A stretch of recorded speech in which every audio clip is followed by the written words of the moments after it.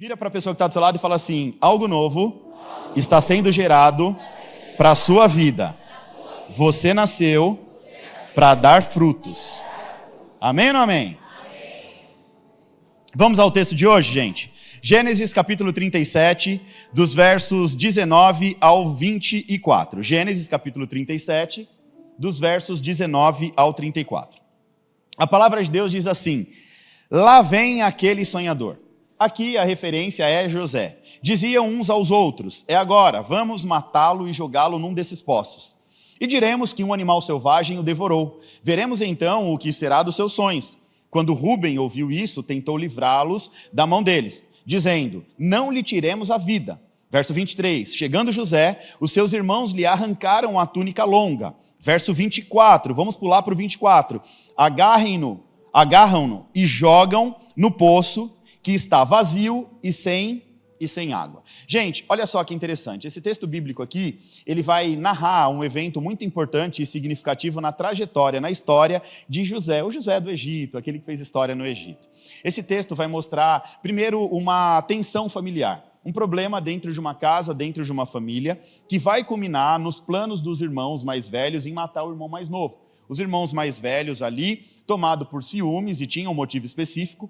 A Bíblia diz, no começo desse capítulo, dos versos 1, 2 em diante, que Jacó amava José mais do que os outros filhos. Por que Jacó amava José mais do que os outros filhos? Porque José foi o filho da sua velhice. Os outros filhos já estavam todos mais velhos, cada um cuidando da sua vida, trabalhando, e nasce José, o filho da velhice. Então foi o menininho ali paparicado pelo pai. Esse menino, amado por Jacó, dá a ele, o pai dá uma túnica especial. Eu não sei se você sabe, mas a túnica na Bíblia tem um significado espiritual muito importante. Quando um filho recebe uma túnica, principalmente uma túnica vistosa, colorida, bonita, isso quer dizer que ele está recebendo autoridade e poder na sua família. Então, José era amado, mais amado do que os outros, e ainda recebe uma túnica muito especial. Essa túnica, então, vai gerar ciúmes nos irmãos. Por que ele entregou essa túnica para José? E aí a Bíblia vai dizer que José ele teve 2 sonhos, diga 2 sonhos. E esses 2 sonhos tinham também uma revelação profética, uma indicação espiritual de que José seria o rapaz, o homem, o filho, o irmão exaltado mediante a sua família. Quando ele conta os sonhos para os irmãos, ele intensifica ali a raiva e o ciúme desses irmãos. Aí certo dia, Jacó envia José para poder verificar se os irmãos estavam trabalhando de verdade, apacentando direitinho os rebanhos lá em Siquém, uma cidade chamada Siquém. José, ele sai pelo deserto peregrinando, chega em Siquém, não encontra os irmãos, encontra um viajante, pergunta se passou uma comitiva ali com o rebanho, e ele fala: passou, foi para Dotã. E aí José vai para Dotã e ele encontra os irmãos. Só que os irmãos, quando avistam José, eles começam a planejar a morte de José. Eles dizem o seguinte: o sonhador está vindo aí, vamos acabar com a raça dele logo? A gente dá um jeito de matar ele aqui, pega essa túnica, leva para o nosso pai e fala que ele foi atacado por um animal selvagem e acabou a história desse cara. A gente não aguenta mais esse cara no nosso meio. Foi mais ou menos assim, tá bom? Trocando por miúdos. Só que o irmão mais velho, tomado por uma consciência, ele diz o seguinte: não, vamos só pregar uma peça nele? Vamos dar um susto. Ele merece um susto, mas matar o nosso irmão, eu acho que é muito pesado. Vamos jogar ele num poço, a gente dá um susto, depois a gente tira ele, deixa ele lá umas 2, 3 horinhas, para ele aprender, nunca mais vir querer desdenhar, falar que ele vai governar sobre nós, depois a gente tira ele. Aí quando José chega, os irmãos não concordam, falam: não, a gente vai matar ele, a gente vai jogar no poço, não vai tirar coisa nenhuma. Então os irmãos pegam José, agarram ele, tira a túnica, dizendo assim: você não tem poder nenhum sobre nós, e lança dentro de um poço sem água, um poço vazio, joga ele dentro daquele poço.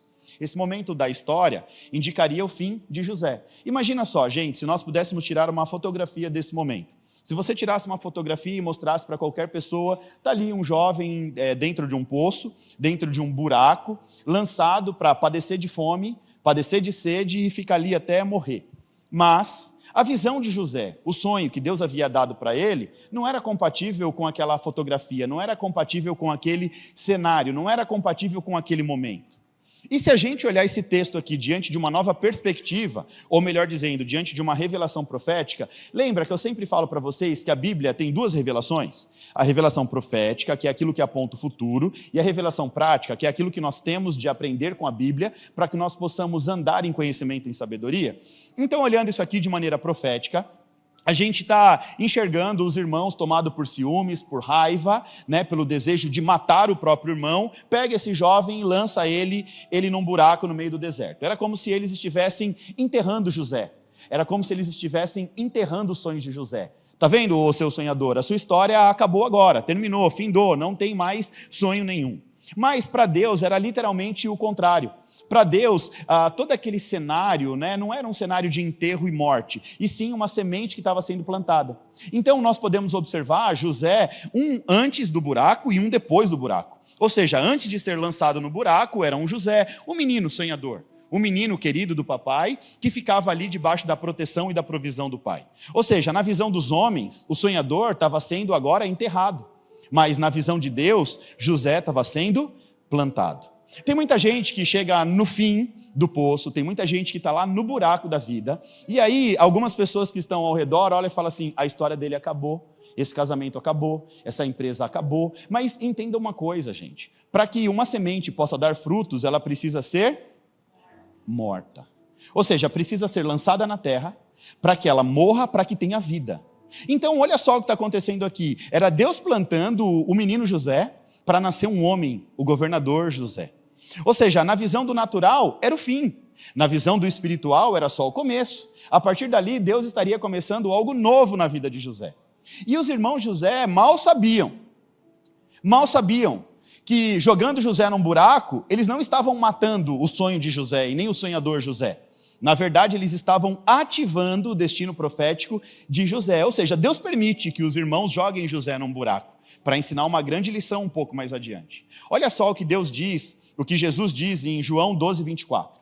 Eu digo verdadeiramente que se o grão de trigo não cair na terra e não morrer, continuará ele só. Ou seja, continua apenas uma semente. Se uma semente não morrer, ela não dá fruto. É só uma semente. Mas se morrer, ela dá fruto. Os irmãos de José achavam que eles estavam enterrando José, matando os sonhos de José, quando na verdade eles estavam plantando José para uma nova fase da sua vida. O sonho está acabando. Não, Deus está plantando você para um novo tempo da sua vida. Talvez alguns sonhos sim estejam acabando. Aqui também tem uma revelação profética, é Deus enterrando os sonhos terrenos para que possa nascer os sonhos espirituais. É Deus matando os seus sonhos para nascer os sonhos dele dentro do seu coração. É Deus dizendo assim para você, os seus sonhos vão ficar em segundo plano agora, porque eu tenho sonhos maiores e melhores para você. A Bíblia diz que a vontade de Deus para mim e para a sua vida, ela é boa, perfeita e agradável. Ou seja, os sonhos de Deus é muito maior do que você pode pensar ou imaginar. Nós somos seres limitados, Deus é um ser ilimitado. Deus, ele pode todas as coisas, e muitas vezes nós temos os nossos desejos, as nossas vontades, mas você já parou para falar com Deus e procurar entender qual é a vontade de Deus para a tua vida? Senhor, o que o Senhor tem para mim? A minha vontade mas qual é a tua vontade? Jesus nos ensina acerca da nossa vontade e da vontade de Deus. No pior momento, na pior fase de Jesus, Getsemane, quando Jesus está ali prestes a ser entregue por Judas na mão do Império Romano. Jesus, sentindo uma agonia profunda na alma, ele faz uma oração. Pai, se for possível, afasta de mim esse cálice de aflição. Porém, contudo, que seja feita a tua vontade. Era Jesus dizendo assim, a minha vontade da carne é não passar por esse problema, por essa situação, mas que seja feita a tua vontade. Então os irmãos de José estavam achando ali que estavam enterrando José, matando os sonhos de José, mas na verdade eles estavam plantando José para a melhor fase da sua vida. Ali naquele exato momento, algo novo começou a ser gerado. Foi ali, jogado num buraco, abandonado pelos irmãos, passando por um momento de desprezo. Ele foi desprezado pelos irmãos. Os irmãos jogaram ele num buraco, desconsideraram completamente aquele irmão mais novo. E ali no momento de desprezo, algo muito importante estava acontecendo. Muitas vezes nós não entendemos o momento da dor, o momento da dificuldade, da luta, da aflição, mas é justamente nesse momento que Deus está gerando algo novo na sua vida. E nós precisamos destravar no mundo espiritual essa perspectiva. Era Deus gerando algo novo na vida de José. Como eu te disse, o menino José estava morrendo ali. Sim, acontece algo espiritualmente dizendo, acontece um funeral, uma morte de um menino para que pudesse nascer um homem. E é necessário muitas vezes que Deus nos permita ou permita que a vida nos lance em alguns buracos, para que os nossos velhos hábitos morram e nasça ali aquilo que Deus tem para a sua vida. Os irmãos de José achavam que estavam fazendo mal, mas na verdade eles estavam, sem saber, fazendo o bem. A Bíblia nos ensina, né, que a má intenção desses homens era má, mas Deus transforma a maldição em bênção, e Deus é especialista nisso. Deus é especialista em pegar pessoas ali envolvidas em maldição e transformar a maldição em bênção. Neemias, capítulo 13, versículo 2, fala acerca de um profeta que foi contratado, Balaão, que foi contratado para profetizar contra o povo de Deus. Mas ele diz que Deus, porém, transforma a maldição em bênção. Não dá para amaldiçoar aquilo que Deus já abençoou. Ou seja, nenhuma maldição pode superar as bênçãos que o Senhor tem para a sua vida.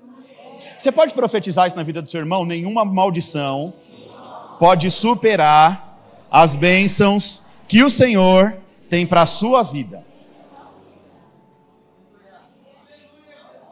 Às vezes, eu converso com algumas pessoas que elas me dizem assim: pastor, eu nasci debaixo de uma maldição. Eu nasci debaixo de uma família que carrega uma maldição hereditária. Já ouviu falar em maldição hereditária? Que vem debaixo de um ciclo de padrão repetitivo. Ou seja, todos os familiares passaram pelo divórcio. Todos os homens da família são alcoólatras. Todos os...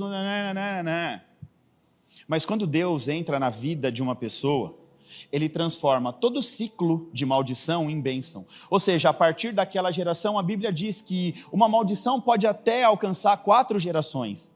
Mas quando a bênção do Senhor entra, automaticamente você está garantindo sucesso para a sua geração e para as próximas gerações. Ou seja, as bênçãos do Senhor alcançam até 1000 gerações. Então o nosso Deus, ele é especialista sim em transformar qualquer tipo de maldição em bênção. Aqui os irmãos estavam enterrando José, achando que estava fazendo mal. Mas eles não sabiam que eles estavam fazendo bem. A intenção era ruim, mas Deus estava transformando aquela intenção ruim numa bênção para José. Vira de novo para a pessoa do seu lado e fala assim: é necessário morrer para dar fruto.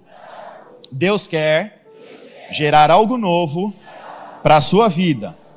Mas, para ele gerar algo novo, primeiro é necessário morrer. Amém? João 12, 25. Aquele que ama a sua vida, a perderá. Ao passo que aquele que odeia a sua vida neste mundo, a conservará para a vida eterna. Que fala pesada de Jesus aqui. Aquele que odeia a sua vida nesse mundo, esse conserva a vida eterna. Esse texto aqui, na verdade, é uma das declarações mais profundas que Jesus faz, uma grande revelação espiritual. Aqui Jesus está falando sobre o desapego das coisas naturais. Jesus está dizendo, é necessário desapegar do natural para viver o verdadeiro propósito da sua vida, priorizando o reino de Deus. É um desapego daquilo que é natural. Aqui Jesus está ensinando que alguém que vive exclusivamente para si mesmo, que vive priorizando os seus próprios interesses, que vive priorizando os seus prazeres carnais, que vive priorizando o seu conforto, que vive priorizando as suas realizações, o que revela um apego excessivo ao aqui e agora, ao imediatismo da nossa vida. Muitas vezes nós somos tão imediatistas que nós não deixamos Deus trabalhar ao nosso favor. É aquela questão, nós queremos resolver o nosso problema agora, e Deus está falando, não está maduro para receber o que tem pedido. Eu fiz uma oração há alguns anos atrás, uma das orações mais burras da minha vida, e glória a Deus, que Deus ele guarda, né, o tempo da nossa ignorância, ele não leva em consideração o tempo da nossa ignorância. Eu tinha uns 20 e poucos anos e eu queria de qualquer maneira romper na vida, eu tinha o sonho de ter o carro tal. E aí eu queria muito ter aquele carro, e eu falava assim para Deus, Deus, eu quero um carro desse, me dá um carro desse. Eu ficava ali, né, me dá uma estratégia de sabedoria para eu poder empreender, e não sei o que, e tal. E Deus não me dava aquele carro. E aí um dia eu fiquei revoltadinho com Deus, coisa, né? Deus, o Senhor não me dá. Também é o seguinte, Deus, se não me der agora, com 40 eu não quero mais. Olha o nível da oração do vaso. Ainda bem que o nosso Deus, ele é misericordioso, ele não leva em consideração o tempo da ignorância, porque senão não receberia nem lá e nem hoje. Você vê, gente, como nós somos imediatistas, o nosso apego ao aqui e agora é assim, eu quero que seja agora, e Deus, você não está nem preparado, você está pedindo algo. Tiago diz, pede e não recebe, porque pede mal. Por que pede mal? Porque pede para os seus próprios prazeres carnais. O que um menino daquela idade, se tivesse o carro que eu tenho hoje, você acha que ia querer alguma coisa com Deus? Você acha que ia querer ter família? Você acha que ia querer construir uma vida com Jesus? Não ia. Jesus fala, menino, fica quieto no seu lugar. Calma o seu coração, no tempo oportuno. No tempo oportuno, Eclesiastes diz, existe um tempo determinado por Deus para todas as coisas. Então aqui Jesus está ensinando que nós não podemos viver exclusivamente para nós mesmos, que chegou a hora da gente parar de priorizar somente aquilo que nos interessa, as coisas da terra, acima das coisas espirituais. Jesus está ensinando aqui, porque quem vive assim, no fim, perde a verdadeira vida. Quem vive priorizando uma vida na terra, os desejos, realizações, o conforto da terra, perde a sua verdadeira vida. Agora, alguém que odeia a sua vida nesse mundo, conserva a sua vida eterna. O que isso quer dizer? Deixa eu facilitar a sua vida. Aqueles que rejeitam os valores, a cultura do mundo em que vive, ou seja, de acordo com os valores do reino, terão acesso às coisas do reino. Então, quando eu digo assim, essa cultura não é para mim, eu sou um ser de uma outra cultura. A minha cultura é a cultura do céu, a cultura do reino. Por isso eu vivo pelo reino. E quando eu vivo pelo reino, eu acesso as coisas do reino. É isso aqui que quer dizer. Você vai conservar a sua vida eterna se você odiar as coisas da terra. Gente, aqui a conversa de Jesus é muito clara. Jesus aqui está dizendo, quando você desistir de viver para si mesmo, aí você encontra o seu propósito de vida. Esse negócio de propósito de vida é muito interessante. Inteligência emocional, os coaching, tudo quer ensinar sobre propósito. Os caras, não, porque o seu propósito está ligado àquilo que você e tal, e aquela conversa fiada toda. O seu propósito de vida, entenda bem, em nome de Jesus, está diretamente ligado em você renunciar à sua vida na terra. Você dizer assim, essa vida na terra aqui me faz um homem da carne, mas o meu propósito de vida... aonde está ligado o seu propósito de vida? Na tua carne, na tua alma, no teu espírito? Se está ligado no teu espírito, você tem que renunciar à carne para viver no espírito. É renunciar ao conforto da terra, aquilo que a carne quer a todo momento. O próprio Salomão fala sobre isso. Ali, Salomão, cheio de poder, fama e autoridade. A Bíblia diz que Salomão não negou aos seus olhos tudo que ele quis. Ou seja, onde ele bateu o olho, ele quis, ele teve. E no final da vida ele descobre que aquilo não fazia parte do propósito de vida e existência dele aqui na terra. Ele descobre, numa fase mais adulta, depois de ter feito um monte de coisa errada, depois de ter caído na idolatria, ele descobre que ele perdeu tempo e a vida passou como um vento rápido e ele deixou muitas oportunidades passar na vida dele. E aí, gente, a sua vida começa quando você encontra o seu propósito, o seu sentido, a sua razão em existir nessa terra. Por isso que é necessário morrer para dar fruto. É necessário morrer para dar fruto. Para Deus gerar algo novo na minha vida, na sua vida, primeiro você precisa morrer para a sua natureza carnal. É mais ou menos assim, o velho homem precisa ser sepultado. O velho homem precisa ser lançado num buraco. Para que desse buraco saia o fruto do velho homem, que agora é uma nova criatura. Ou seja, a partir do momento que eu encontro Jesus na minha vida, eu me transformo em uma nova criatura. E aí eu morro para as coisas da terra e vou nascer para o meu propósito de vida, ou seja, eu vou nascer para uma vida no Espírito. Olha o que diz em Mateus 9, 16 e 17. Ninguém pode pôr remendo de pano novo em roupa velha, pois o remendo forçará a roupa, tornando ainda pior o rasgo. Nem se põe vinho novo em vasilhas de couro velhas, porque se fizer assim, as vasilhas se arrebentarão, o vinho se derramará e as vasilhas se estragarão. Pelo contrário, põe-se vinho novo em vasilhas de couro novas e ambos vão se conservar. Jesus, mais uma vez, dando uma linda lição para a gente. Aqui, Jesus está dizendo que na tentativa de nos ajustar a algo novo, usando aquilo que já está velho, sem uma completa mudança, o resultado vai ser ainda pior. Olha só o que Jesus está dizendo, não dá para misturar a velha criatura com a nova criatura, as duas não são compatíveis entre si. O que é velho, o que é novo, é novo. É um novo tempo, é uma nova fase. Se você ficar tentando viver uma vidinha de remendos, tentando remendar aí coisa velha, você nunca vai experimentar o novo de Deus. Sabe por quê? Porque o resultado pode ser ainda pior. Então, todas as vezes que a gente força a barra, tentando remendar, tentando viver uma vida com Deus, mas diante de velhos hábitos, você está dificultando ainda mais a sua própria vida. Levar uma vida com Jesus, crente, é uma coisa muito séria. Entregar a nossa vida para Jesus é algo muito sério. Quando eu entrego a minha vida para Jesus, automaticamente eu estou renunciando à minha velha criatura. Quando eu entrego a minha vida para Jesus, eu estou renunciando o velho homem. Quando eu entrego a minha vida para Jesus, automaticamente eu estou dizendo assim: Senhor, eu não quero mais viver conforme a minha vontade, não quero mais viver conforme os meus prazeres, os meus desejos, agora eu quero viver a tua vontade.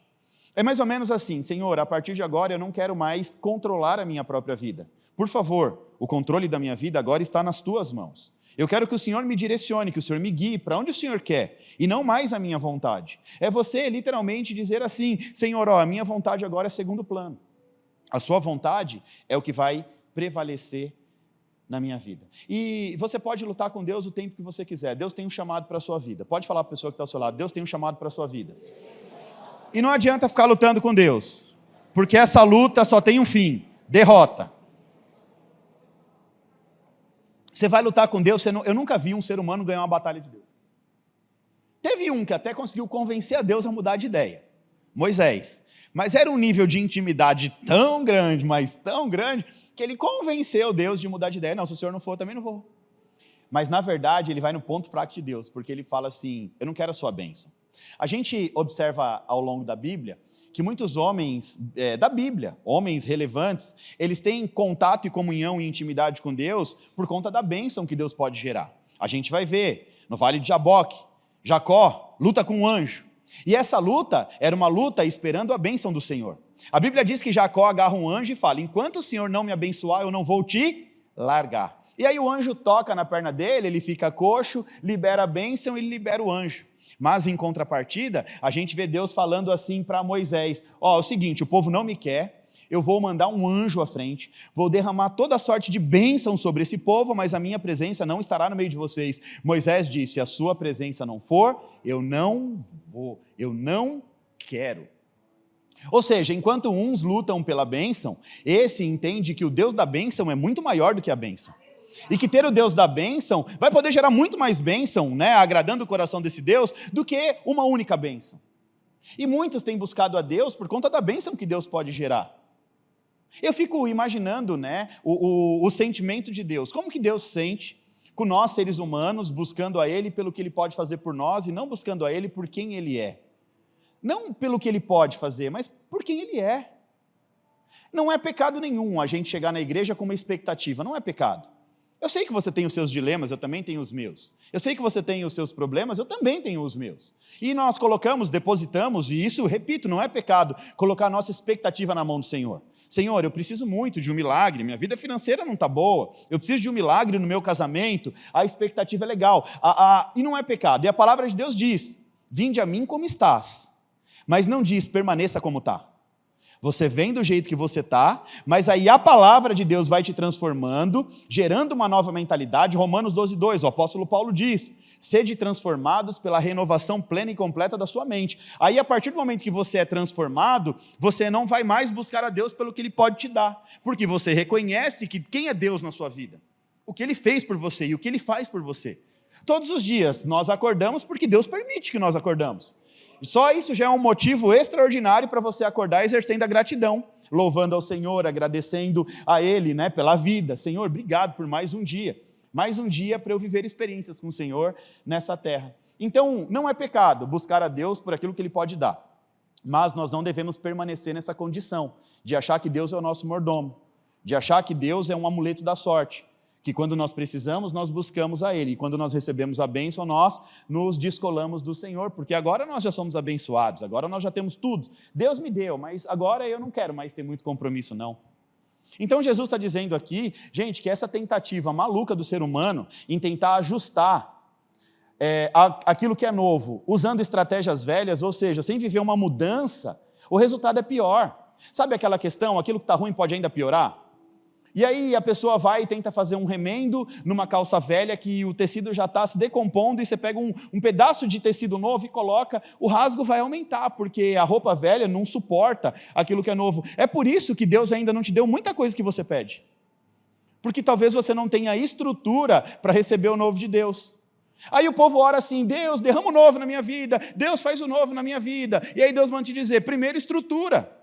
Antes de receber o novo, você precisa ter uma estrutura para receber aquilo que Deus pode te dar. Sim, Deus pode fazer todas as coisas, mas sem estrutura Ele não te dá, porque sabe que você não vai suportar. Dar um carro de luxo a um jovem de 20 e poucos anos, não vai suportar. Ali vai fazer virar a cabeça. Ou seja, a Bíblia nos ensina, preste atenção nisso, a Bíblia nos ensina a todo momento que o herdeiro, enquanto criança, enquanto menor de idade, ele não tem direito à herança. A herança é dele, mas ele não pode usufruir da herança. E é por isso que muitas vezes tem muito crente que ainda é imaturo na fé, está debaixo da herança, está debaixo do reino, mas não acessa a herança. Por quê? Porque a sua imaturidade, ao invés de usufruir da herança, ele vai destruir aquilo que Deus deu como bênção. Ou seja, aí você transforma a bênção do Senhor em maldição. Deus ele transforma a maldição em bênção. E você, com a sua carnalidade, pega a bênção e transforma em maldição. Então, gente, para que Deus possa gerar algo novo na minha e na sua vida, os velhos hábitos precisam morrer. O velho homem precisa morrer.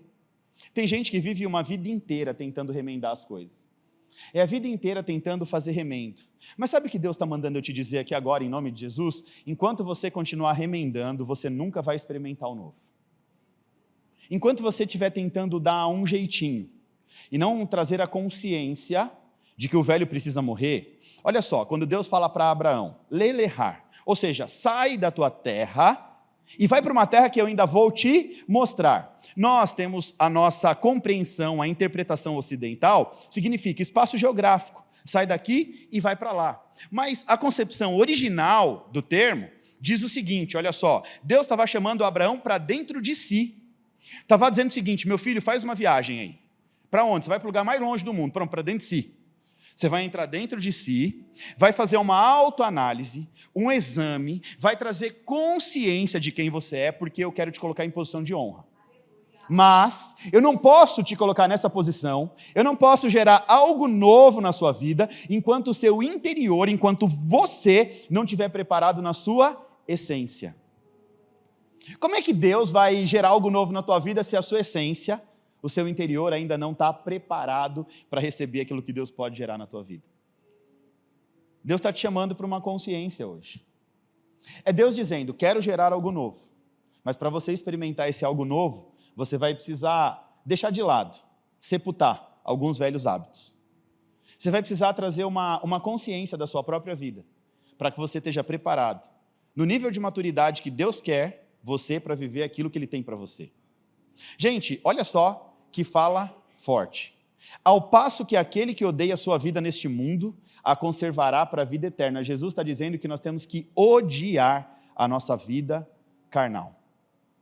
Nós temos que gerar um desprezo pela nossa vida carnal. Ou seja, você precisa odiar o que você tem na carne. Você precisa odiar o que você tem na carne, para que então você possa receber o que Jesus quer te dar no Espírito. Aqui a conversa é para um nível de crente, amém ou não amém? Amém? Agora, tudo que o diabo quer é que você ame o que você tem na carne. Sabe por que ele quer que você ame o que você tem na carne? Para você não experimentar o que Jesus tem para te dar no Espírito. E sabe por que o diabo não quer que você experimente o que Jesus tem para te dar no Espírito? Porque ele é Espírito, ele veio do reino dos céus, ele experimentou a boa, perfeita e agradável vontade de Deus, mas ele corrompeu o coração dele, foi lançado do céu para o inferno. E ele sabe que se você abrir a sua mentalidade, rejeitar a carne, que é o prato de Satanás, gente, tudo que o diabo tem para te oferecer está na carne. Tudo que o diabo tem para te oferecer está onde? Na carne.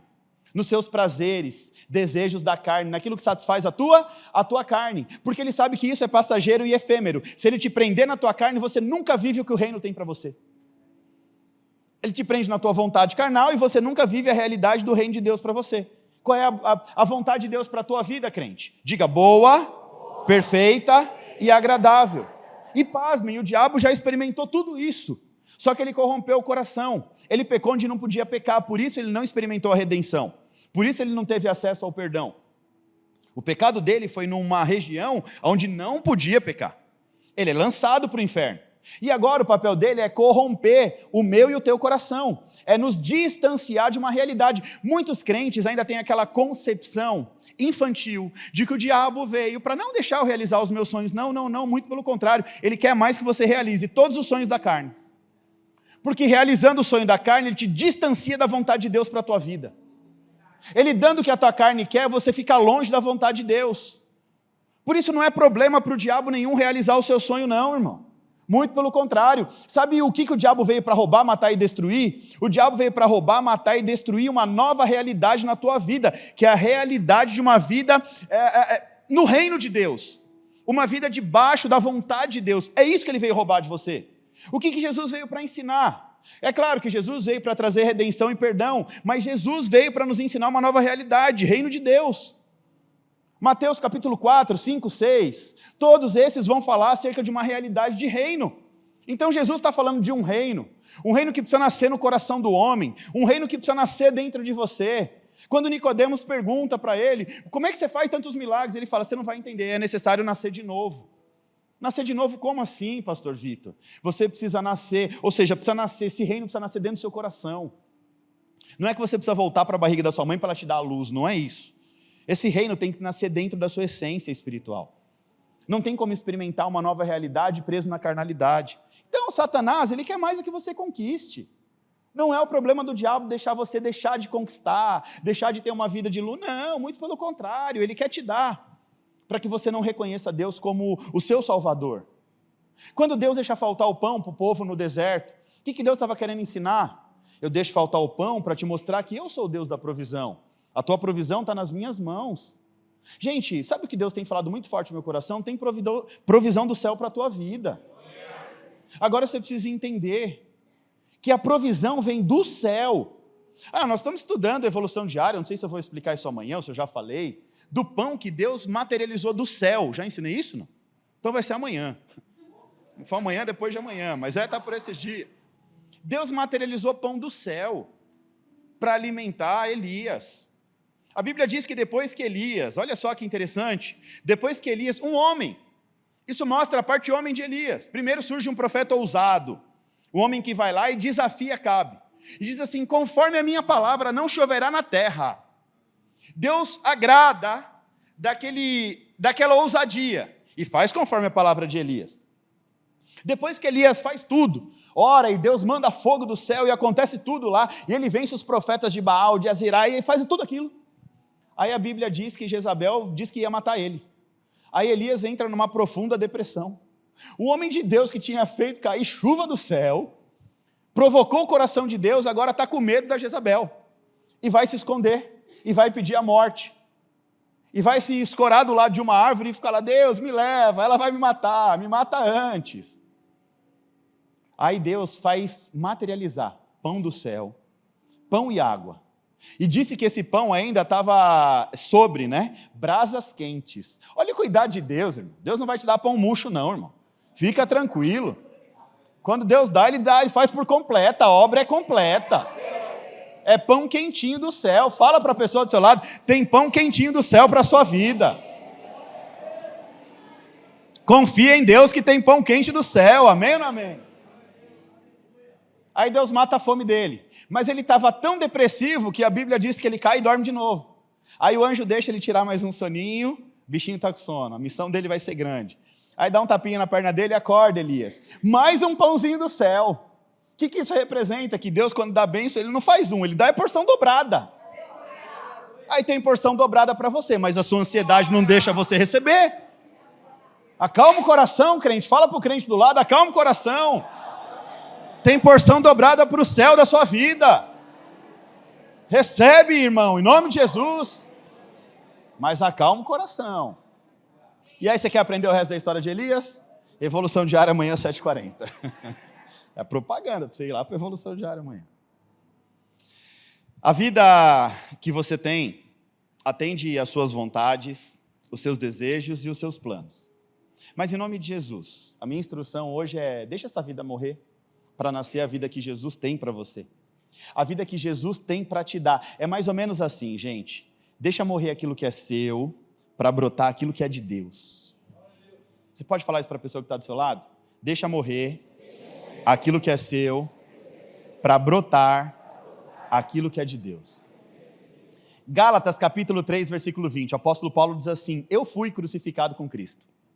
Olha o que ele diz, eu fui crucificado com Cristo. Quando nós aceitamos Jesus, nós estamos sendo crucificados com Cristo, ou seja, acabou a minha vida terrena. Assim, já não sou eu quem vive, mas agora Cristo vive em mim. A vida que agora vivo no corpo, vivo pela fé no Filho de Deus, que me amou e se entregou por mim. Coisa linda isso, né, gente? Sabe o que Paulo está dizendo aqui? Eu abri mão da minha vida para viver a vida de Deus para mim. Eu abri mão da minha vida para viver a vida que Deus sonhou para mim.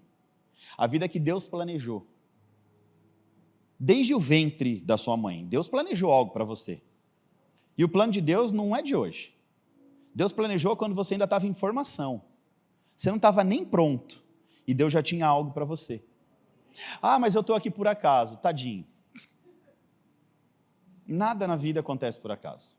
Tudo que nós vivemos já foi planejado por Deus. Deus planejou literalmente. Eu, às vezes, olho para a minha vida e eu falo assim, como pode? Um improvável, numa família improvável, nunca tive acesso à palavra de Deus, ao estudo da Bíblia, e Deus tinha planejado desde o ventre da minha mãe que eu seria um pastor.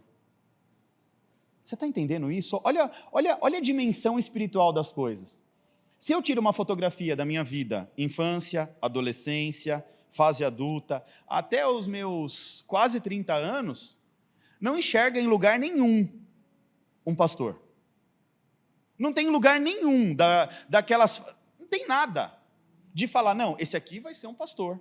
Esse aqui vai ajudar a destravar o povo da ignorância espiritual. Não, esse aqui vai ajudar o povo a entender o propósito de vida. Em lugar nenhum da minha história, se eu pegar uma fotografia, ou várias fotografias, até os meus 30 e lá vai anos, porque quando Deus starta algo ministerial para mim, foi perto dos 33. 32, 33. É isso, né, pastor? 10, 11 anos. Então, se tira uma fotografia, não vê nada. E olha o que Deus já tinha planejado, desde o ventre da minha mãe. Aí eu começo a entender os milagres de Deus. Quando minha mãe engravidou, naquela época, uma mulher de 40 anos ficar grávida, era meio que vergonhoso, né? Há 40 anos atrás, era meio esquisito, né? Era tido como uma senhora. Hoje o povo de 40 está em dia, glória a Deus por isso. Mas antigamente já era uma senhorinha, né? E meu pai falou para minha mãe o seguinte, é melhor a gente não ter esse menino não, vamos abortar.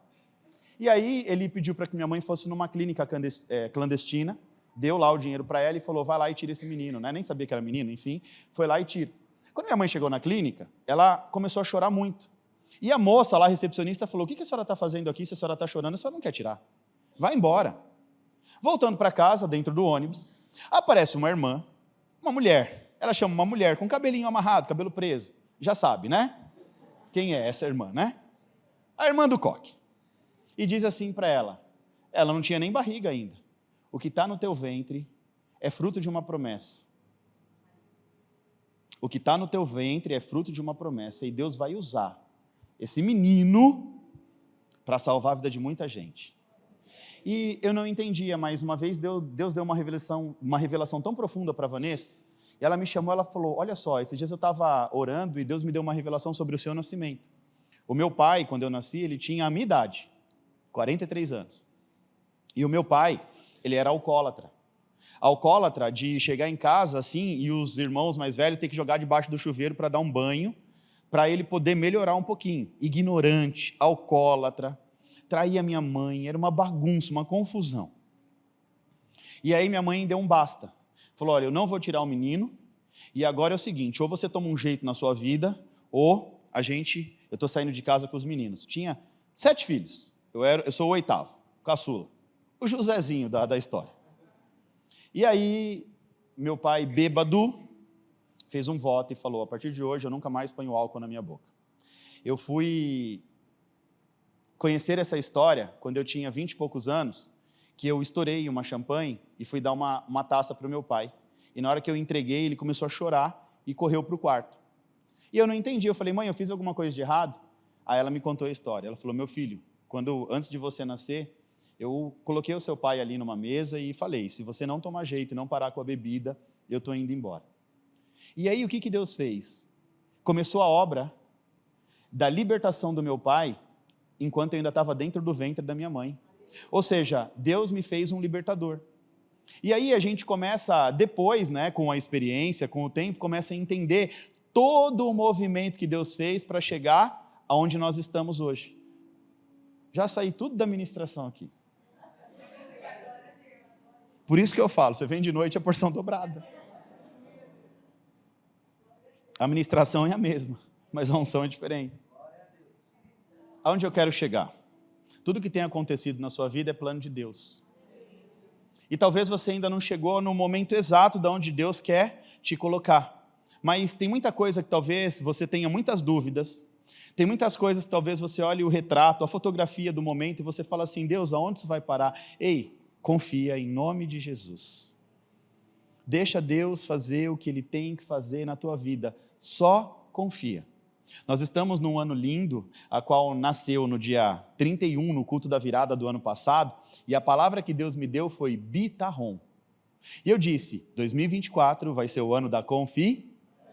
2024 ainda não acabou. Continua confiando, porque o que Deus vai fazer na sua vida ainda esse ano, vai te surpreender em nome de Jesus. Confiança. Agora, não estou me referindo a qualquer tipo de confiança, eu estou falando de uma confiança inabalável. É aquilo que você olha para a fotografia e fala, não, a realidade não diz a promessa, não condiz com a promessa. Mas olhando para a vida de José dentro de um buraco, também não condizia com a promessa. Deus dizendo que ele governaria sobre a família, governaria sobre a nação, seria o governador do mundo, preso num buraco. Muitas vezes a fotografia do momento tenta roubar a promessa. Não deixe, mais uma vez eu repito, com que a sua realidade confronte a sua fé, confronte a tua promessa, confronte o sonho de Deus para a tua vida. Não estou falando do seu sonho, ok? Não é o seu sonho. Não estou me referindo ao teu sonho. Não estou me referindo ao teu sonho. Estou falando do sonho de Deus para a tua vida. Não deixe com que a realidade confronte o sonho que Deus tem para a sua vida em nome de Jesus. E Deus ele vai permitir que algumas coisas sejam enterradas. Eu preciso te falar isso. Deus vai permitir que alguns sonhos seus... Tem alguns sonhos seus que precisam morrer, viu? Não vou ficar fazendo pregação motivacional aqui. Não, assim como o sonhador saiu do buraco, Deus vai... Não. Não é isso, gente. Não é nesse nível que Deus está falando com a gente. O nível que Deus está falando é muito maior. Não tem a ver com o meu sonho da terra, nem com o seu sonho da terra. Tem a ver com aquilo que Deus sonhou para a sua vida. Fala isso para a pessoa do seu lado. Não tem a ver com os seus sonhos. Tem a ver com o que Deus sonhou para a sua vida. É isso, alguns desejos carnais vão precisar morrer.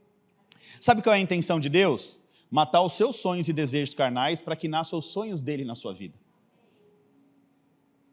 É preciso morrer para dar fruto. É preciso morrer para dar fruto. Olha o que diz João 3,6. O que nasce da carne é carne, mas o que nasce do Espírito é Espírito. Ou seja, a carne gerou quem você é na carne, mas o Espírito vai gerar uma nova criatura em Cristo Jesus. A sua carne gerou quem você é na carne. Esse ser cheio de debilidade, de falha, de problema, esse ser inconstante, procrastinador, que muitas vezes dá um passo de fé e 5 passos para trás, isso é fruto da sua carne. Mas o que Deus tem para você no Espírito é algo inimaginável, é algo que você nunca conseguiu enxergar na sua própria vida. E eu posso te dizer algo do meu coração, porque isso saiu do coração de Deus. Algo novo está começando a ser gerado hoje dentro de você. O sonho de Deus está começando a ser gerado hoje dentro de você. Toma posse dessa palavra em nome de Jesus, amém? Algo novo está sendo gerado, porque você nasceu por um motivo muito específico. Diga qual, pastor? Dar frutos. Você nasceu para dar fruto. Agora, entenda uma coisa. Algo novo não será gerado e você também não vai dar fruto enquanto você estiver preso, ou melhor dizendo, enquanto ainda estiver presente os frutos da carne na sua vida. Não vai dar fruto. Deus não pode gerar enquanto a sua carne estiver gritando dentro de você. Existem coisas dentro de você que infelizmente estão te impedindo de viver algo novo e estão te impedindo de gerar frutos. Existe algo dentro de você que está te impedindo. Ou melhor, impedindo Deus de gerar algo novo dentro de você. Existe algo dentro de você que está te impedindo de dar frutos. Os frutos ao qual você foi chamado para dar nessa terra. Diz assim para a pessoa que está do seu lado: você foi escolhido para dar frutos. E eu profetizo que vai dar frutos em nome de Jesus. E esses frutos serão frutos permanentes. Sabe o que é um fruto permanente? É aquele fruto que dura e dura para sempre. Frutos que vão permanecer. João 15:16. Não foram vocês que me escolheram. Nós temos o péssimo hábito de achar que somos nós que escolhemos a Jesus. Nós temos o hábito de achar que quando a gente aceita Jesus, eu estou escolhendo Jesus para a minha vida. Ô crente, você foi escolhido antes de ser formado. Você foi escolhido ainda quando você era um embriãozinho no ventre da sua mãe. E Deus foi te formando e te trouxe até aqui. Diga assim: não foi eu que escolhi a Deus. Foi Ele que me escolheu. Aí o texto continua dizendo: mas eu os escolhi para você. Não, agora deixa comigo. Só aí, está envolvido na pregação, é assim que eu gosto. Mas eu escolhi vocês para irem e darem frutos. E frutos que vão permanecer, a fim de que o Pai lhes conceda o que pedirem em meu nome. Ou seja, Jesus está dizendo que vocês pedirem em meu nome, vocês vão dar frutos, e esses frutos serão frutos permanentes. Gente, é assim, não você, mas Deus te escolheu, e te escolheu para dar fruto, e fruto que vai permanecer. Ou seja, não é um fruto podre, frágil, que dá agora e não tem mais depois. É fruto que vai acessar as próximas gerações.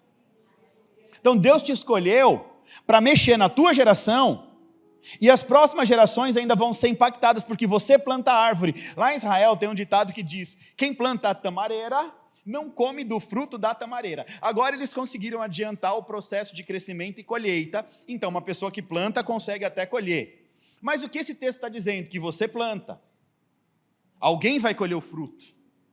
Ou seja, gente, entenda uma coisa: o fruto nunca foi seu e nunca foi para você. Jesus não vai te fazer gerar fruto para você. Eu vivi uma experiência aqui, quarta-feira retrasada, na última profética. Terminou, e o pastor Lucas Gomes, que revela e fala a palavra e profetiza para todo mundo, ele falou assim: pastor Vitor, será que a gente pode ligar para o profeta? Eu falei: hã? Porque eu queria receber uma palavra profética.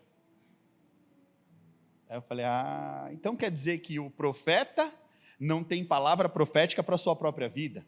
Ou seja, o fruto que é gerado, não é gerado para você, é para os outros? Faz sentido? Resultado é para você inflar o seu ego. Resultado: a minha casa, o meu carro, os meus bens. Vai morrer e vai deixar tudo aí. Porque eu nunca vi uma pessoa morrer e levar um caminhão de mudança para o céu.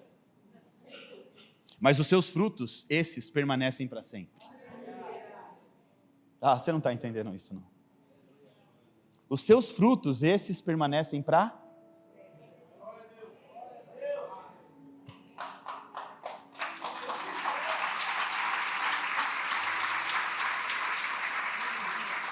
Aí, o seu fruto continua glorificando ao Senhor, através dos seus filhos, dos seus netos, dos seus bisnetos, e assim sucessivamente.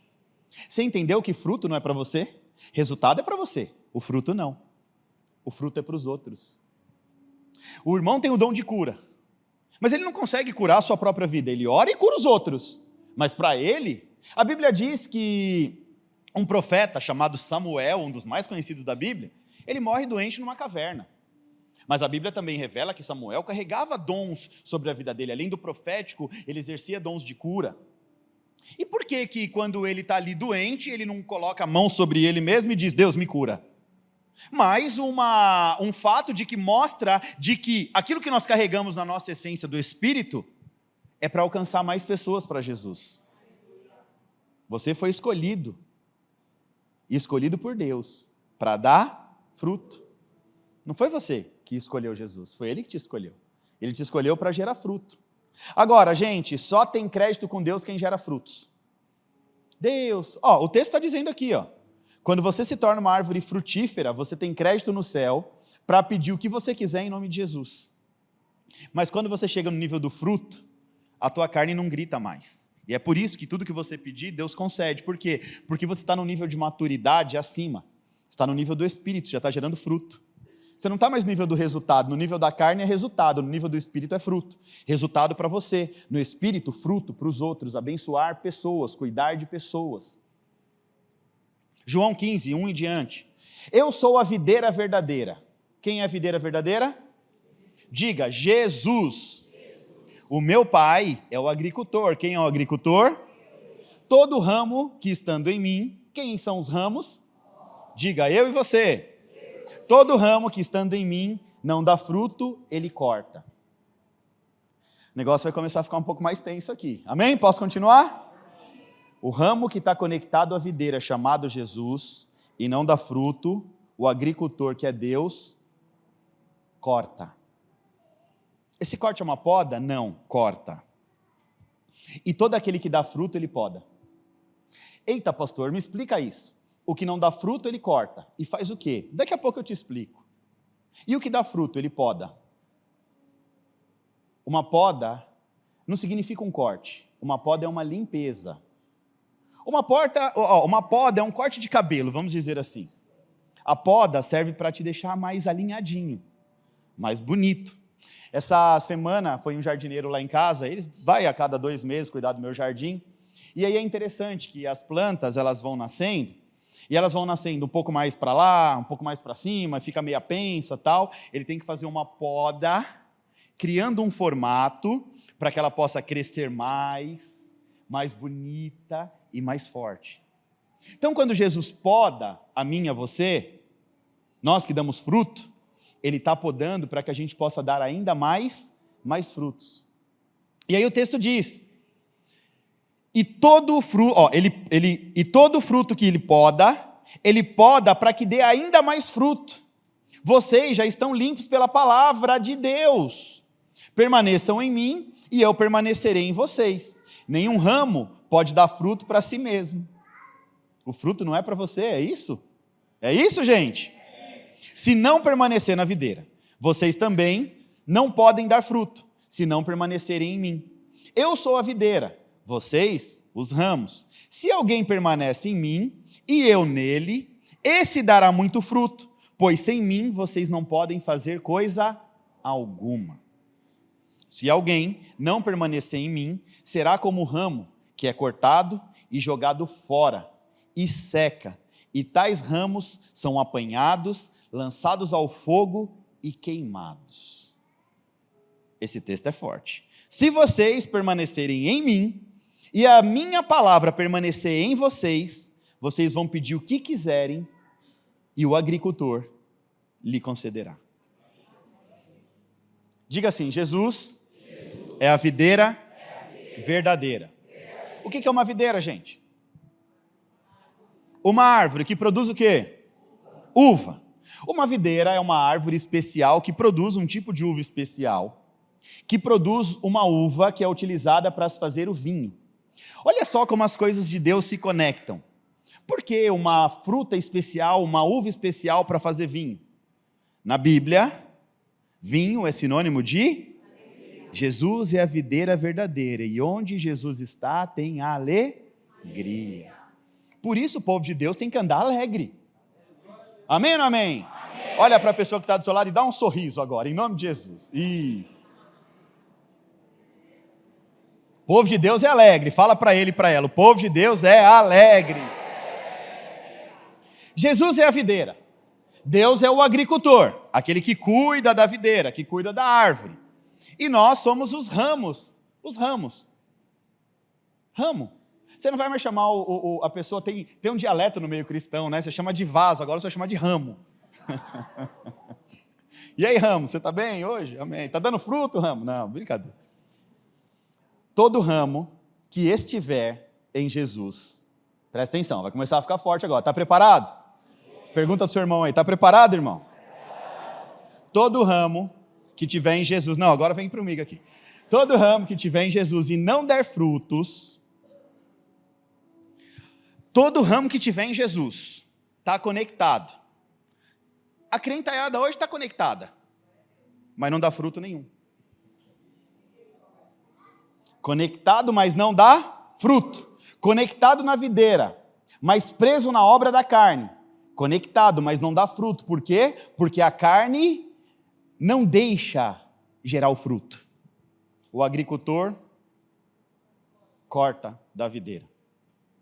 Aquele que dá fruto, ele poda, para que ainda dê mais. Poda aqui, significado limpeza, purificação. Ou seja, Deus ele limpa o ramo através da palavra. Olha só o que diz o verso 3. Vocês já estão limpos pela palavra. Limpos pela... O que te purifica, crente, do pecado, o que te tira de uma vida carnal, é a palavra de Deus. É a palavra de... Se envolva com a palavra de Deus. Seja guiado pela palavra de Deus. Estude a palavra de Deus diariamente. A palavra de Deus vai tirando toda a sujeira da tua vida. Se você não se envolve com a palavra, entra um pozinho ali, uma sujeirinha aqui, a hora que você menos esperar, você está todo sujo. A palavra de Deus é comparada a uma espada de 2 gumes, que tem o propósito de confrontar literalmente. Esse confronto é uma limpeza, uma purificação, para te manter limpo. O texto diz, vocês são limpos pela... O seu alimento diário é a palavra de Deus. Salmo 119, 105. A tua palavra é lâmpada que ilumina os meus passos. Sabe o que isso quer dizer? Eu vou mostrar para você. Eu estou desse lado aqui e eu preciso chegar do lado de lá. Só que eu estou com uma venda nos olhos e eu não sei que tem um obstáculo ali no meio. Quem anda pela palavra de Deus é guiado pela palavra. E guiado pela palavra, mesmo que você não consiga enxergar o que está por vir, você está dando passos de fé, e pelos passos de fé, Deus está te guiando, meu filho, um pouquinho para a esquerda, isso, permanece reto, volta para a direita, e continua caminhando rumo ao seu destino profético. Isso é ser guiado pela palavra, é Deus conduzindo os seus passos, é Deus conduzindo o seu caminho, é Deus ditando ali o caminho para você não se perder, para você não se lançar para onde Jesus não quer. A palavra de Deus é luz que clareia o meu caminho, ou seja, Jesus ele vai te guiando no passo a passo e vai te mostrando, revelando, te dando o gostinho de entender o que está por vir. Ele vai revelando aos poucos, em doses homeopáticas. Continua, meu filho, você está no caminho certo, vai, lá na frente tem um galardão preparado para você, lá na frente tem uma mesa de honra, continua assim em nome de Jesus. Agora, não adianta estar conectado, precisa dar fruto. Sabe por quê, gente? Fruto não é resultado. Fruto aqui não aponta para uma referência de resultado. O fruto da videira aqui vai além. Os frutos de Jesus precisam ser manifestos na sua vida. Se Ele é a videira e nós somos os ramos, e nós precisamos andar conectados de gerar fruto, quer dizer que o fruto de Jesus tem que ser aparente na minha vida. Esse fruto de Jesus tem que ser visto também na minha vida. Você está entendendo isso em nome de Jesus? Sim. Quais são os frutos de Cristo? Gálatas 5, 22. O fruto do Espírito é amor, repete comigo, amor. Alegria, paz, paciência, amabilidade, bondade, fidelidade, mansidão, domínio próprio. Pronto. Está dando fruto? Como é que está a sua vida? Como é que está no trânsito aí? Está tendo domínio próprio ou está dando umas... E aí? Fruto de Jesus, o fruto da videira. Aí minha pergunta é, você tem vivido uma vida debaixo dos frutos do Espírito? Não precisa me responder não. Você tem sido um ramo frutífero? Amém ou não amém? Amém. Melhor, os seus frutos correspondem à árvore a qual você está conectada? Eu vou ser um pouquinho mais claro com você. Você tem representado Jesus por onde você passa? Os seus vizinhos têm visto Jesus em você? Como que você é conhecido no seu trabalho? Um discípulo de Jesus? Ou aquele cara, aquela mulher cri-cri, chata, insuportável, que ninguém aguenta ficar perto? E aí? Dá uma cutucadinha no vizinho aí. E aí? Quais são os frutos? Você está entendendo, crente? Quais são os frutos? Tá ficando bom o negócio aqui hoje, né? Posso continuar, gente? Agora, instrução, você precisa rever a sua vida. Fala para a pessoa que está do seu lado, você precisa rever a sua vida. Continua falando, Deus quer gerar algo novo em você. Você nasceu para dar fruto e fruto do Espírito. Precisa rever a sua vida. Olha só, vamos lá.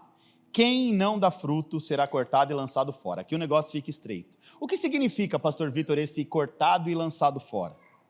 Esse cortado aqui não necessariamente quer dizer que Jesus vai te cortar da comunhão e vai te lançar para fora. Não te quer nunca mais. Aqui é um apontamento para o que eu chamo de desprezo de Deus. Misericórdia. Misericórdia, não queira experimentar o desprezo de Deus.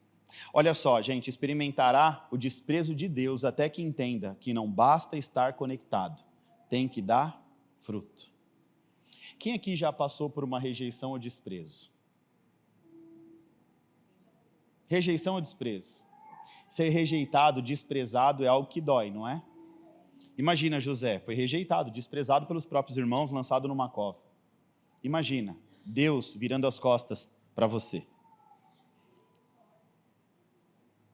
É isso que o texto está dizendo. Aquele que está conectado à videira, mas não dá fruto, esse é desprezado. Gente, olha o que a gente está aprendendo aqui. A Bíblia, eu não encontro na Bíblia Deus dizendo que despreza as pessoas pelo fato do pecado. Mas eu encontro na Bíblia Deus dizendo que Ele despreza as pessoas pelo abuso de estar conectado nele e não gerar fruto. Abuso de estar conectado e não gerar. Olha só, gente, Deus não despreza o homem pelo seu pecado, mas despreza pelo fato dele não dar frutos. Esse cortado e lançado fora significa Deus vai te desprezar até que você entenda que você está conectado para dar fruto e não conectado por estar conectado. Conectado para gerar fruto, produzir para o reino de Deus. Outra coisa aqui, quem dá fruto, mesmo dando fruto, precisa ser limpo. Limpeza diária. Tem um crente ali dando glória, aleluia, é isso aí, vamos lá, meu filho. Mesmo dando fruto, você precisa ser podado diariamente. Aquele que não dá fruto experimenta rejeição, desprezo. Aquele que dá fruto precisa ser limpo todos os dias. Gente, isso é uma verdade absoluta. Eu preciso ser limpo todos os dias. Eu preciso ser limpo todos os dias. Pastora Vanessa precisa ser limpa todos os dias. Sabe por quê? Porque se a gente não for limpo todos os dias, querendo ou não, o velho homem começa a gritar dentro de nós. Lampejos do velho homem vão tentar te atormentar o tempo inteiro. O velho homem vai estar sempre gritando dentro de você, pedindo para sair para fora.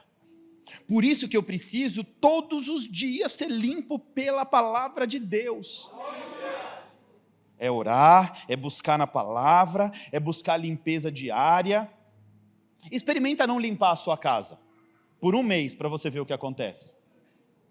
Experimenta não limpar a sua casa por um ano para você ver o que acontece. Nós temos uma casa a qual nós entregamos no altar do Senhor, a nossa antiga casa, e nós deixamos a casa parada, e eu estou orando a Deus para entender o que Deus quer. No meu coração nasceu um projeto chamado Instituto Evo, onde nós vamos criar uma escola profissionalizante, alguma coisa do tipo. Mas eu estou aguardando o positivo de Deus, o aval de Deus. E a casa ficou lá parada e a gente deixou a casa um tempo lá parada. E aí eu vou lá de vez em quando, dou uma olhada nas coisas, tem ferramentas, coisas da minha empresa e tal, e tá tudo lá, uns carros também que eu não uso mais lá da empresa, tá tudo lá. Aí eu fui esses dias. Quando eu cheguei na casa, eu olhei e falei, gente, passou um furacão aqui? Porque estava coberto de pó, estava tudo sujo. Mas foi o fato de não limpar diariamente, um ano depois, um ano e pouco depois, a casa estava tomada de sujeira. Aí eu pedi para uma pessoa lá e fazer aquela faxina. Assim é a nossa vida. Experimenta não ser limpo diariamente. O fruto da sua carne vai gritar. A tua carne vai gritar, o velho homem vai gritar. Por isso que a gente precisa da palavra de Deus para nos fortalecer todos os dias. O velho homem dentro de você está louco para sair daí. Está louco para gritar dentro de você. Em nome de Jesus. Pastor, como é que eu faço para matar o velho homem? É todo dia você tem que matar ele. Como? Limpando a sua vida pela palavra, todo dia pela palavra, um pouquinho a cada dia, 1% a cada dia, matando o seu velho homem, não deixando ele voltar a viver. Se não limpar a casa, vem a sujeira. O velho homem é assim, ele fica esperando uma sujeirinha ali, uma sujeirinha aqui, até que ele tome a casa novamente, toma tudo por sujeira. Então, mesmo dando fruto, nós precisamos ser podados diariamente. Uma forma de Deus podar é a palavra. Quando a gente acha que a gente está muito uau, aí Deus vem cá. Ei, volta para a terra, calminho. Vamos lá, meu filho, 1% a cada dia. Por isso eu digo, a minha oração dos últimos dias para cá, das últimas 3, 4 semanas tem sido, Deus, eu não posso passar um dia da minha vida sem experimentar a Tua presença. Eu não posso passar um dia da minha vida sem experimentar a Tua presença. Eu não posso viver de maneira nenhuma sem experimentar a Tua presença. Por favor, Senhor, que os meus frutos agradem ao Seu coração, porque eu não quero experimentar a rejeição de Deus. Quantos homens foram rejeitados por Deus? Quer exemplo bíblico? Saul foi rejeitado por Deus, porque ao invés de dar fruto, ele foi gerar resultado para si mesmo. Ali o ego, a carne gritou. O que Deus fez? Saul, eu te rejeito.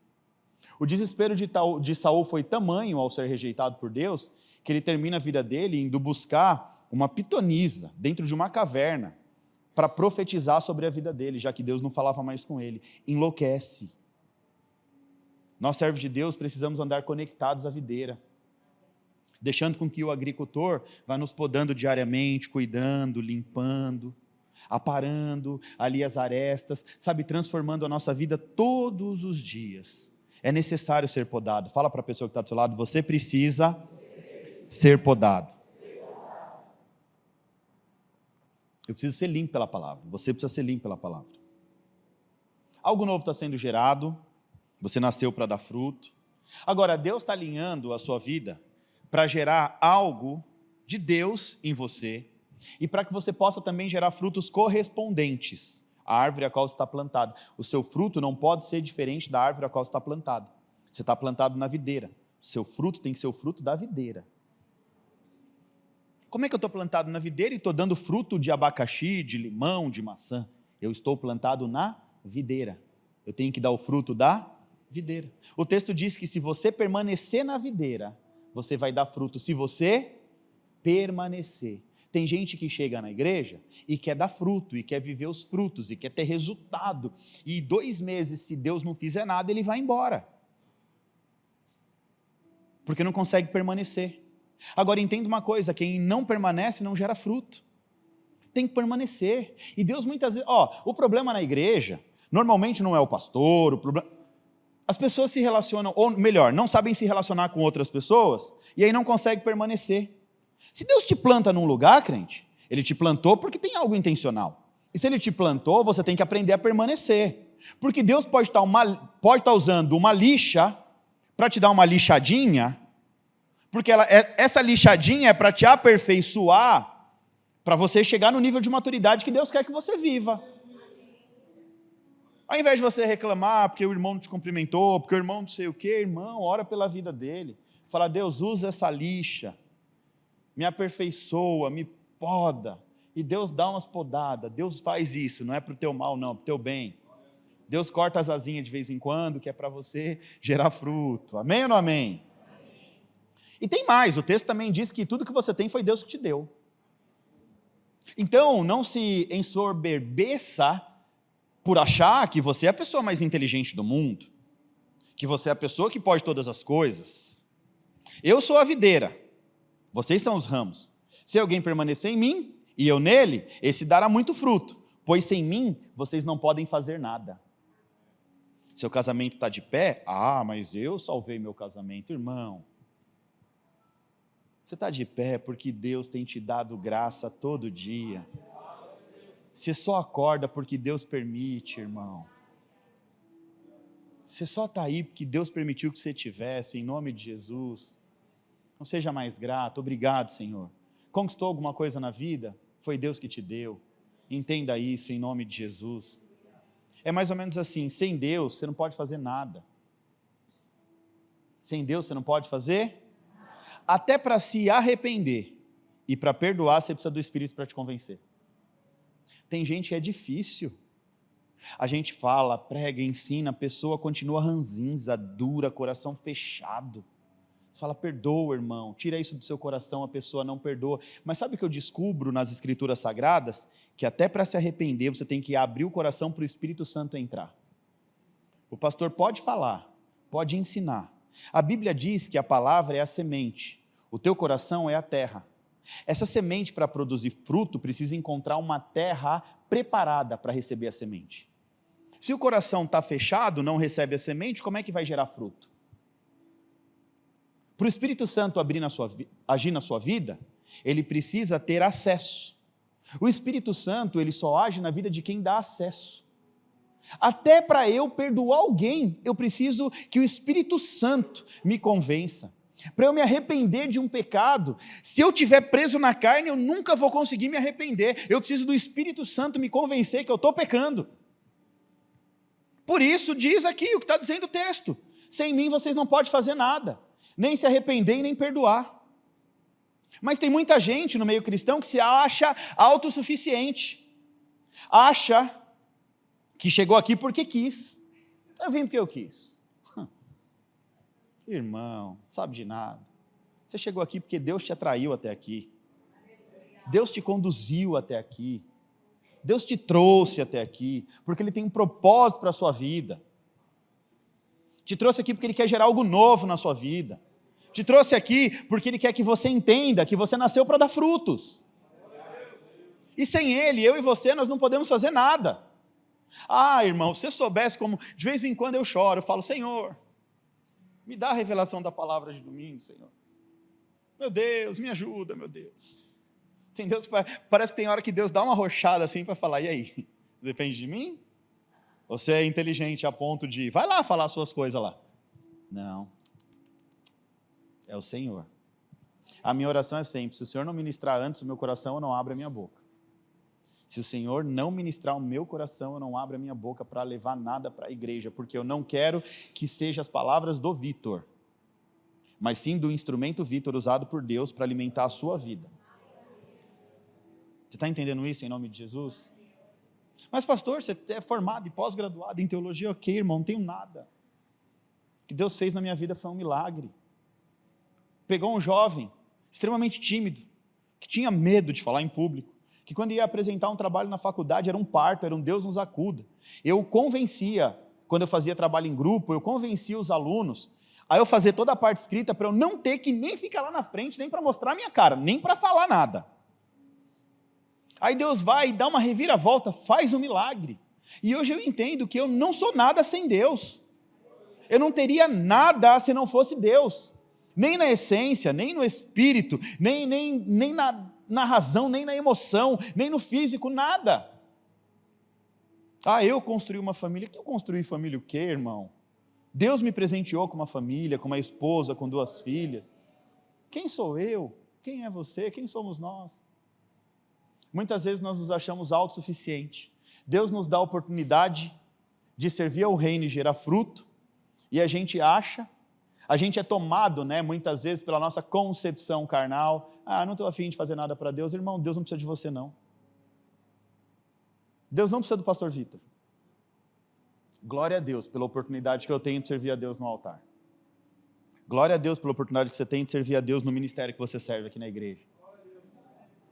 Amém ou não amém? Amém. Glória a Deus pela oportunidade que nós temos de servir a Deus, porque Ele não precisa de mim, não precisa de você. Deus não precisa de mim, não precisa de você, mas Ele, por ser um Pai bondoso e zeloso, nos dá a oportunidade de servir e ainda de gerar frutos. Verso 7, vocês permanecem em mim, e as minhas palavras permanecerão em vocês. Assim vocês vão pedir o que quiserem, e lhes será concedido. Quem permanece em Cristo, quem permanece conectado à videira e dando fruto, é limpo pela palavra, podado pela palavra, e essa pessoa está apta a pedir aquilo que agrada o coração de Deus. Por isso, Deus concede o que a pessoa pede. Quando você está conectado e está dando fruto, uma coisa é certa, você não vai pedir nada que agrada a tua carne. Sempre vai pedir algo que agrade o coração de Deus. Aí o verso 8 diz, meu Pai é glorificado pelo fato de vocês darem muito ou pouco? Muito fruto. Deus é glorificado quando você dá fruto. Fala para a pessoa que está do seu lado, o nome de Deus é glorificado pelos seus frutos. Pelos seus? Deus é glorificado através de você, quando você gera fruto do Espírito na sua vida, e esse fruto alimenta a vida de outras pessoas. Quando você é tomado por amor, por bondade, por domínio próprio, esse fruto começa a gerar resultado na sua vida. E aí você começa a alimentar outras pessoas desse fruto. Aí Deus é glorificado através da sua vida. Por que Deus quer te colocar em posição de honra? Para que a glória dele seja manifestada através da sua vida. Você é instrumento. E Deus quer manifestar a glória dele através da sua vida. Quando uma pessoa te procura, o que ela encontra em você? Paz ou perturbação? Quando uma pessoa te procura, ela encontra em você lealdade ou fofoca? Lealdade ou fofoca? Sabe quando aquela pessoa tomada pelo espírito de Jezabel, que já você percebeu e você está ali dando mais ênfase para esse espírito agir na vida dela e na tua também? Essa pessoa que te procurou para falar mal da outra pessoa, o que ela encontrou? Do seu próprio amigo, do teu pastor, da tua pastora, do teu pai, da tua mãe. A pessoa te procura para falar mal do teu amigo, e aí, o que ela encontra em você? Você alimenta essas falácias, ou você é leal àquela pessoa e diz assim, não, fala mal dele, fala mal dela, não.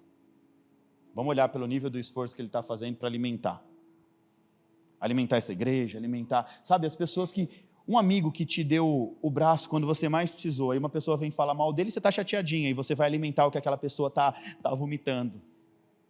E aí, quando essa pessoa te procura, como é que é? Qual é o fruto que você tem gerado, em nome de Jesus? Quando uma pessoa necessitada te procura, ela encontra em você o quê? Acolhimento ou desprezo? Ah não, sai para lá, tem nada para você não. E quando alguém te fere, o que essa pessoa encontra? Perdão ou um tapa mais forte? Você está entendendo para onde Deus está querendo te levar? A pessoa te feriu profundamente e ela te procura para te pedir perdão. Agora é a hora de pagar o mal com o mal. Agora é a hora de devolver o troco na mesma moeda. O que a Bíblia nos ensina? De Jesus sai amor, alegria, paz, paciência, bondade, amabilidade, fidelidade. Você tem sido fiel a Deus? Você tem sido fiel aos seus pastores? Você tem sido fiel ao seu marido? Você tem sido fiel à sua esposa? Você tem sido fiel aos seus filhos? Fiel aos seus pais? Você tem sido fiel aos seus pais? Jovens. Mansidão, domínio próprio, arrependimento. Você tem se arrependido dos seus pecados? Esses são os frutos de Jesus, esse é o fruto da videira. Humildade. Ou você acha que é o último biscoitinho do pacote porque conquistou uma casinha melhor? Porque tem um empreguinho melhor? Não importa o quanto você ganha, não estou preocupado com isso. Ah não, agora eu estou num cargo de gerência, agora eu sou líder eclesiástico. Agora eu posso pisar em quem eu quiser. A humildade, Jesus, ele mostra o que é ser um líder. Jesus, como o maior líder de todos os tempos, vai lavar o pé dos discípulos. O fruto do Espírito é quebrantamento. O fruto de Jesus é quebrantamento.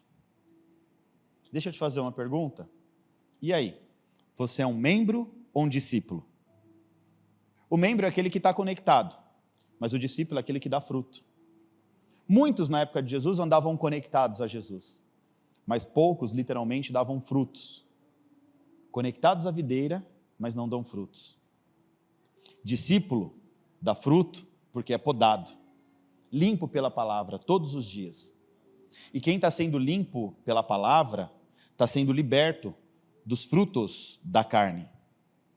Quem está sendo limpo da palavra não dá mais espaço para a imoralidade sexual, para a impureza da mente, para a libertinagem, para a idolatria. Idolatria não é só o fato de adorar a deuses pagãos, não. Idolatria vai muito além. Dinheiro, por exemplo. Muita gente tem colocado dinheiro acima de tudo. Idolatria. Feitiçaria. Mandinga gospel. Tem gente hoje fazendo mandinga gospel. Pasmem, mas eu já ouvi que uma irmã pegou a geladeira, pegou a Bíblia da pastora e botou na geladeira para esfriar a fé da pastora, para que ela pudesse assumir o cargo da pastora. Eu falei, é sério, existe isso? Mandinga gospel, feitiçaria, ódio. Eu odeio aquela pessoa. Fruto da sua carne. Discórdia. Estou discordando de tudo aí, fruto da tua carne. Porque o fruto do Espírito vai fazer você ouvir e tirar proveito do que é bom. O fruto da carne só faz você discordar. Discordo da visão. Chega uns crentes aqui, discorda da visão. Fala, problema seu, aí procura um lugar que você vai concordar. Agora, o problema é você achar um lugar, achar que está bom e destruir esse lugar. Porque se você não consegue concordar com a visão do sacerdote que Deus plantou no coração e passa por todo lugar e não concorda, sabe que o problema está num monte de igreja que já frequentou e não concorda com nenhuma? Faz sentido, sim ou não? Sim. O que mais, pastor? Ciúmes. Gente, ciúmes excessivo também é ciúmes ponderado. Você tem ciúmes? Quem é casado aqui? Claro que você vai ter ciúmes da sua esposa, do seu marido, no bom sentido. Mas tem uns irmãos, umas irmãs que é só o sangue do cordeiro. Como diz o bispo Jaime, vê chifre em cabeça de cavalo. Não tem nada, não está acontecendo nada, mas está caçando assunto. Ô, meu filho, minha filha, a carne está gritando alto aí, hein? Pronto, falei. É assim. Está na carne há muito tempo, caçando coisa que não tem. Rebentando tudo. E está achando que está abafando. Fruto da carne, ira. Começa a ficar irado demais, está muito nervosinho para o meu gosto. A carne está gritando, crente. Egoísmo. É tudo para mim, é meu. Dissensões, facções, inveja, embriaguez, orgia. Seu velho homem precisa morrer para que Deus gere algo novo em você. Fala para a pessoa que está do seu lado, o velho homem precisa morrer para Deus gerar algo novo em você. Agora você vai ser profeta e fala assim, você nasceu porque Jesus te escolheu e te destinou a dar frutos permanentes. Deixa Jesus limpar seu coração, algo novo está sendo gerado, você nasceu para dar frutos. Amém? Você crê nessa palavra? Você nasceu para dar fruto? Então levanta, dando um glória a Deus em nome de